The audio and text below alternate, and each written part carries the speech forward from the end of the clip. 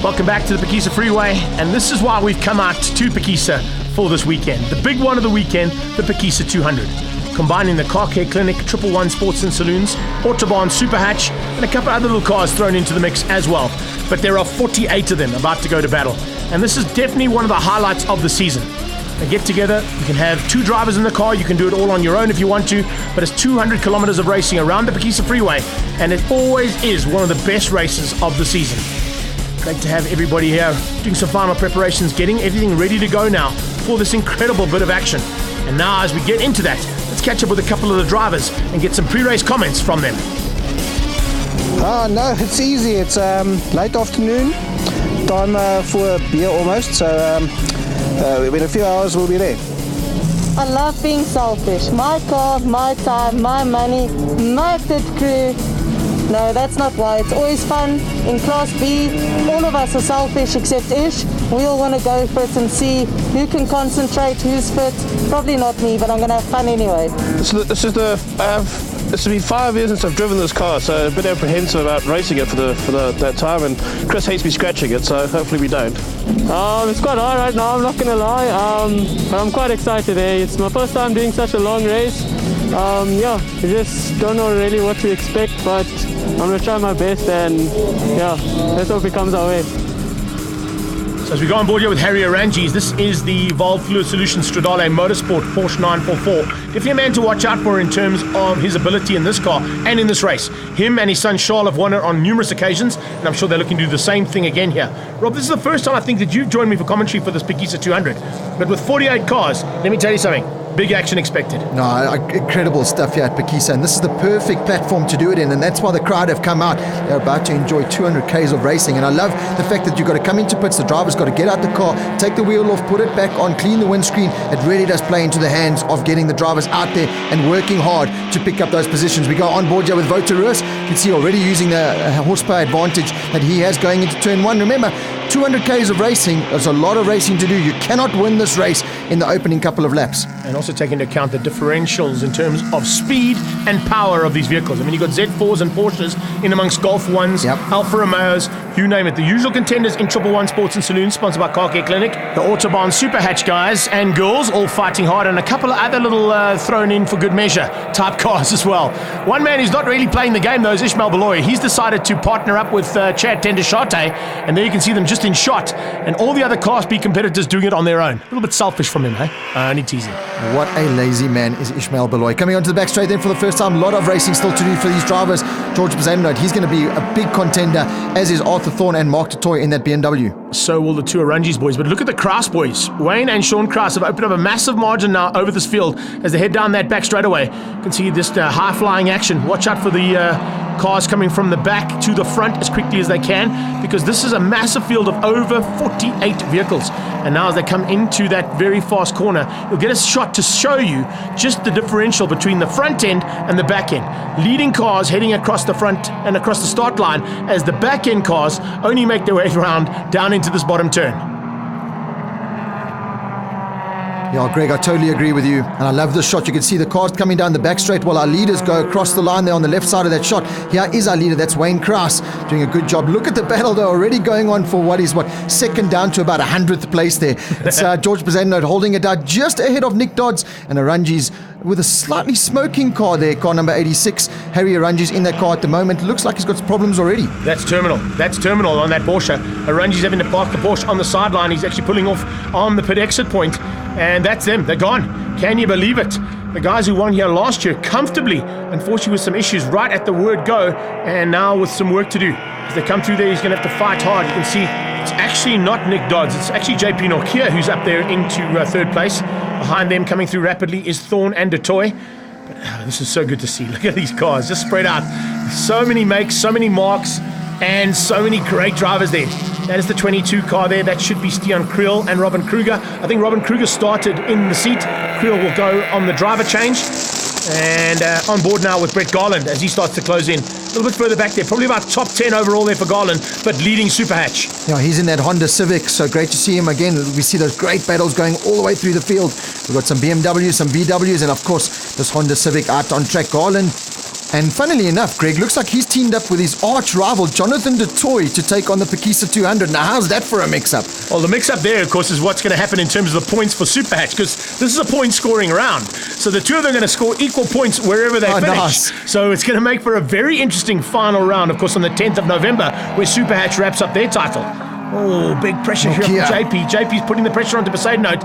And you can see just behind there that Z4 of Du Toit and Thorn very close. And imagine looking in your rearview mirror for 200Ks and seeing 4 or 5 cars. Poseidon doing a good job at holding down that second place for now. Kraus has just got out front. Wayne Kraus has said, I don't want any part of this. I'm going to get a lead. I want to get out front where the clean air and have no problems. But look at that battle. It honestly is from about second down to about 30th place. That's dicing for that final podium position. Nick Martin coming ahead here of Chris Davison as they come through the final turn. We're on board with Vota. Vota Rus making his way slowly but surely to the front end. The one thing you got to take into account here as well, Rob, is if there is an incident, safety car gets brought out. A lot of guys use that as their pit lane opportunity, and the window opens up. So we're going to have to keep an eye out if anybody has some incidents on track and where the cars dive in for an early, unplanned pit stop to get that done and dusted. Yeah, there's a lot of strategy that plays into these endurance races like this 200Ks around here. You really do have to think about not what you're doing on track, but also off track as well. Alex Marks, he comes across the line, car number 89. Good start there for Melanie Spur. So Mel Spur right up in the KWC car, doing a good job. Speaking of lady drivers, Alta having a good one as well, diving through on the inside there, and the 21 car unfortunately just being shown the way around. Freddie Watkins and Mario Chassot sharing that car, and Alta showed them the way through turn 1. Oh, there you go. I don't want to give the commentators curse, but there's some incidents down into turn 2, and Ishmael Beloy very lucky to avoid the almost spinning car in front of him. Yeah, that spinning car was Lindsay Kleur and Darren Nathan. That's the team there, doing very well to hold on, but he's going to definitely lose positions now. So big costly mistake there, but he's got about another 180k still to make up for it. Yeah, it's okay. Still lots of time to play here. Hopefully the sun doesn't set too early as well, because it can come into play and it definitely makes your life a bit more difficult out there. Having done this about 4 occasions now, I know exactly what these drivers are starting to feel like. Oh, we got a spinner! We got a spinner on the sideline there. One of the Golfs or one of the Polos. Our Golf 1 spinning out there. I'm not quite sure who it is. But you can see just getting out of shape there. And it is what happens. You just put a wheel wrong here. You just clip the outside curb and you'll get sent straight into those barriers. And we've got some very experienced endurance car drivers out there. They know it's all about circulating. You've got to keep those 4 tires on the black stuff. That is how you're going to pick up positions. And of course the pit stops are going to make. Here we go. Change up then for second place. So that's car number 74. That's Arthur Thorne in that car at the moment. He's partnering up with Mark du Toit. So Poseidon Notes held down that second place, but he's finally come unstuck. Voter starting to make his way through the field rapidly as well, closing in on a couple of cars with some damage out there.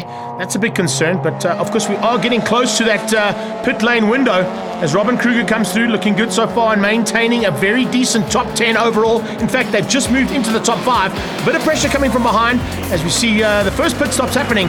Join us after the break as these guys get to changing wheels, refueling and getting ready for part 2 of the Phakisa 200.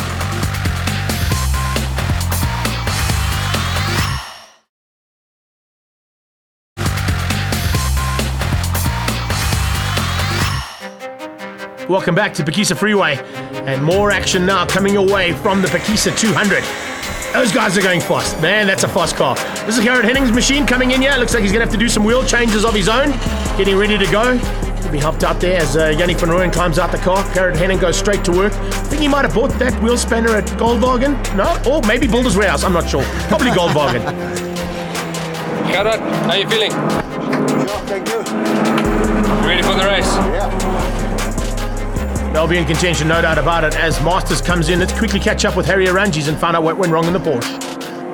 Well, we had such a difficult weekend, and with the front wheel bearing and all the rest, we fixed that all up. And then this morning, went out and qualified so well, and then 4 laps into the race, a turbo went. So unfortunately, it's one of those things, cars break, but we can fix them. It's going well so far. Just came in, we put on new wheels this morning and the wheels started to come loose, so I just came in to torque them. And yeah, now I'm going out to see if I can finish this whole 2 hours.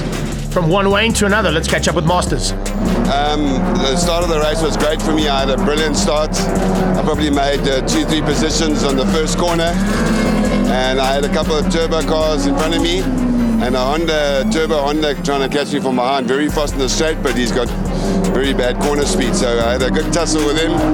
Yannick van Rooyen in his white Golf.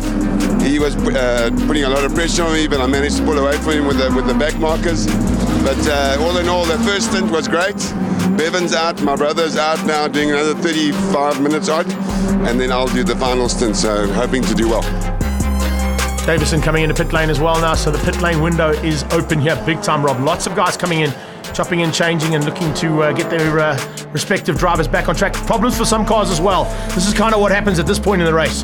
You're either going well or things are not going according to plan. Yeah, not going according to plan there for one of the VW drivers. Votarus, he comes into the pits, one of our top contenders, so we're going to have to wait and see how that happens. But of course, driving with Graham Nathan, very, very good team, but they had to start way down the field, and they're making their way through and up into a top 5. Mark du Toit standing by to take over from Arthur Thorne.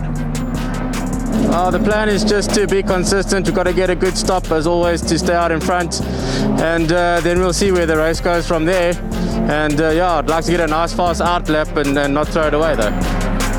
Well, here comes Arthur Thorne into pit lane, and in fact, news from our timekeepers is that both of the Kraus boys are out. So Wayne and Sean are out. This is the new leader now. Mark taking over from Arthur Thorne, having to quickly do that windscreen clean, get the car refueled, do that tyre change, and then back on track. As you heard from Mark, looking for a clean lap as he goes back on track. Not easy to do when you still got about 40 cars on track. Yeah, George Bezuidenhout now, he's a very close second place. He'll be coming into pit lane shortly. And remember, he's a single driver. Here he is, George Bezuidenhout. That is second place. Strong.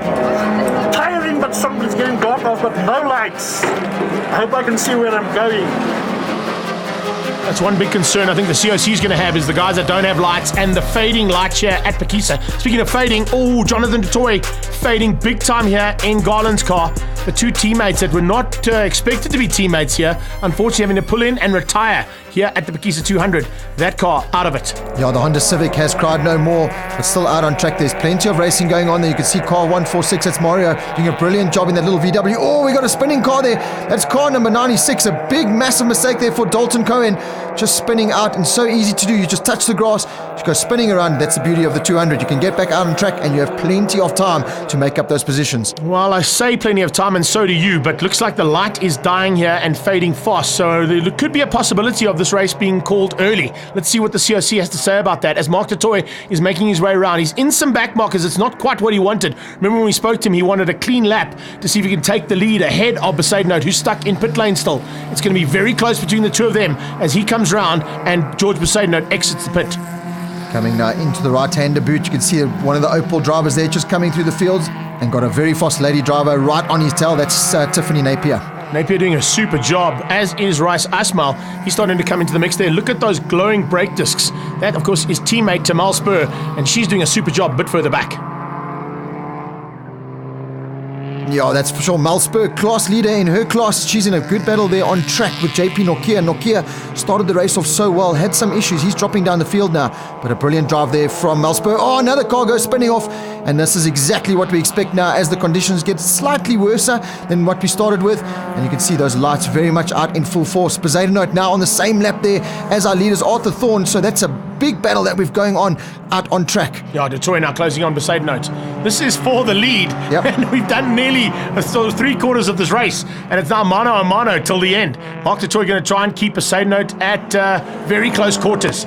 Chris Davison has taken over the role there. As you can see, just hanging on, just doing a super job there in that Superboss. One of the best cars for this little form of racing, no doubt about it. Very consistent kind of car to be racing in. This is probably one of the, and arguably the most consistent car in the country. Bezuidenhout's car hardly ever puts a wheel wrong, and du Toit's going to have to fight him to the line. Yeah, we've also gone under the radars. Robin Kruger and Stian Kriel, they're up into about 5th place now. Louis Stoltz up into 6th place. So brilliant there from the single driver man. But Mark du Toit tracing down George Bezuidenhout, who got his pit stop to perfection, and that's where it changed up the lead. So Bezuidenhout, if he can hold this down, pretty sure, because he's got no headlights, he's going to be waiting for the clock of the course to make the decision and hopefully end the race sooner and pick up that first place. Side-by-side action now. That's Malspur diving through. No, it's not. That's Stian Kriel. It looked like a similar livery on those cars, but Stian Kriel diving through there on Nathan. So Graham Nathan comes back at him. Oh, here we go. Graham Nathan and Kriel going at it side-by-side as they head to the Incinis. I think Nathan might have just got the advantage. Yes, he has. Look at that sunset. What a shot there from Nate. Thanks for that one, Graham. We appreciate the awesome job. Here's the lead change. Oh, du Toit finding a way through. Back markers are coming into play. I don't think the back marker might have seen Bezuidenhout. That's probably why he didn't see him coming through, and Du Toit capitalizing on that fact. Yeah, Bezuidenhout now down into second place, but he's still right on the tail there as the conditions are just getting worse and worse by the lap. You can see the second part of the lap is where it's the darkest. They come into the front straight. Bezuidenhout, he's really going to be suffering now with no headlights.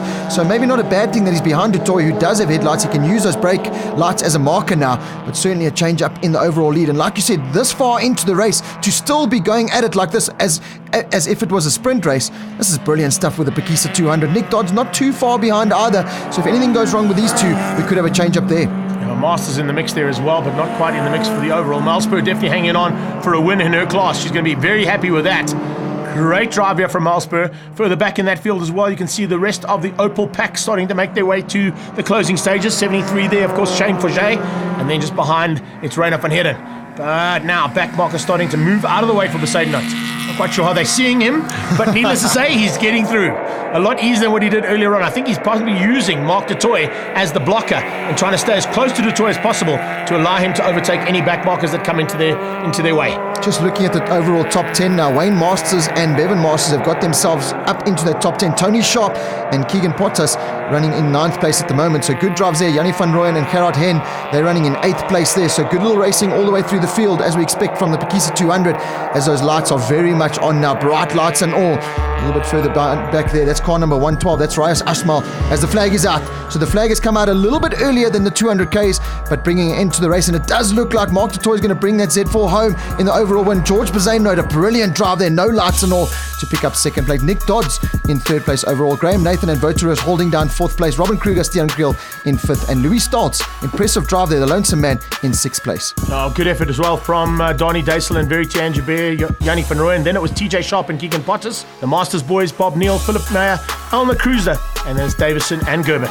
Let's catch up with Mark Du Toit after the victory here at Phakisa 200. Yeah, fantastic. I mean, we've been doing this event for a couple of years now. Had a second place twice, and so really very happy to win. And big thank you to Arthur who drove with me today. And just everything worked out perfectly. Chased George down, car ran faultlessly. I mean, you can't ask for more. Fantastic action from the Extreme Festival here at Phakisa Freeway, proudly brought to you by G&H Transport, Autobahn, Car Care Clinic, Hankook Tires, and our associate sponsors.